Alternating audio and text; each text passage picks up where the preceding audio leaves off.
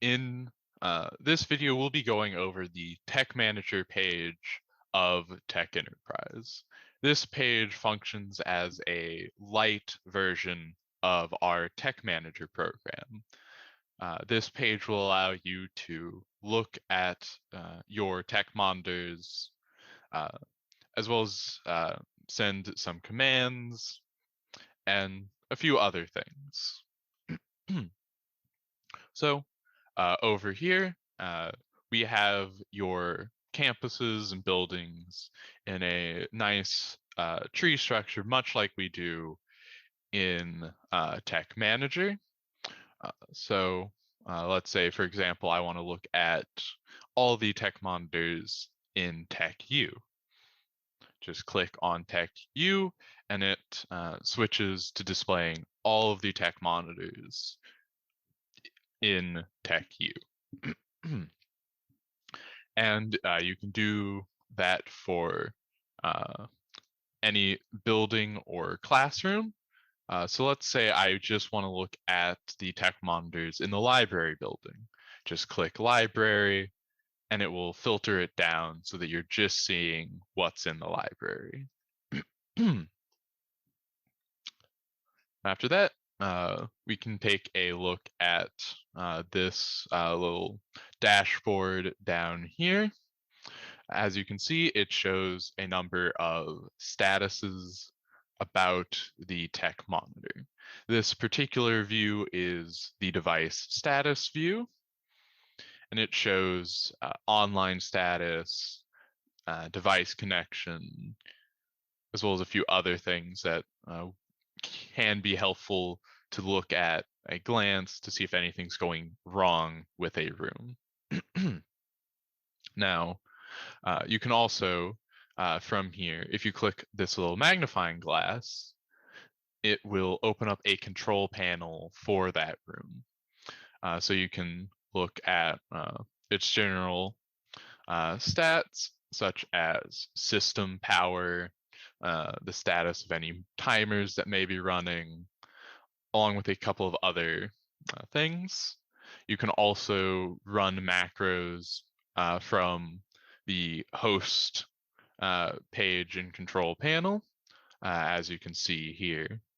You can also directly control individual devices. So as you can see here, we have a number of buttons with different names. So let's look at this display.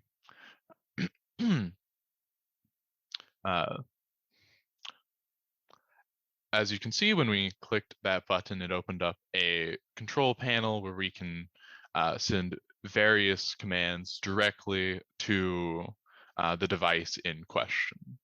This can be helpful for things like remote support or other similar features. And we'll also let you take a quick look at the status of the device. We also have a control system, which has some general status information.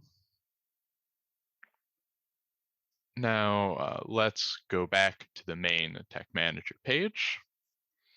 As you can see here, all these room names are highlighted. If we click the room name, it'll bring us up a list of the assets in that room. So as you can see here, this room has a couple of displays and a TekMonitor. If we need or want more information about those assets, we can just click the asset name, and it'll give us a full list of the asset information, including everything from the asset's name, its serial number, model number, and manufacturer, to various dates such as purchase and warranty dates. And you can do that with any assets in the room. And now, after that, I'm going to go over how you switch views. By default, we set up 3 distinct views for TekManager. If you want more, feel free to ask us and we can get that sorted out for you. Right now, let's take a quick look at device inventory. So you just select the view you want to switch to and give it a few seconds to switch over.